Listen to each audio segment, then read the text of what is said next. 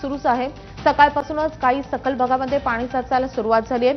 ही नालासोपारा पूर्वेकडील गाला नगर परिसरातील दृश्य आहेत। आज पालघर जिल्ह्यामध्ये रेड अलर्ट आहे, त्यामुळे दिवसभरात मुसळधार ते अतिमुसळधार पावसाचा अंदाज आहे आणि तशी शक्यता हवामान विभागाने वर्तवली। त्यामुळे आजचा रविवारचा आवश्यकता असेल तरच घराबाहेर पडण्याचं आवाहन प्रशासनाने केलेलं आहे। वसई विरार शहरामध्ये रात्रीपासूनच पावसाची संततधार सुरू आहे, त्यामुळे अनेक सखल भागामध्ये आपण जर सकाळी बघितलं तर पावसाचं पाणी जे आहे हे साचायला सुरुवात झालेली आहे। मी आता नालासोपारा पूर्वेकडील गालानगर या परिसरामध्ये आहे। हा जो पूर्णपणे भाग आहे हा सखल आहे।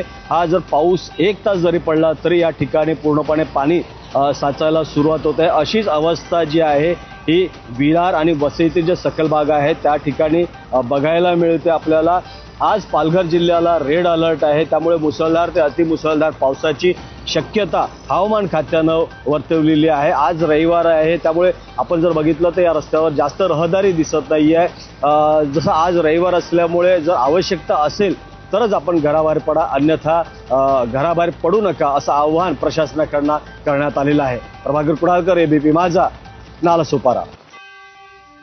मध्य रेल्वेवरील छत्रपती शिवाजी महाराज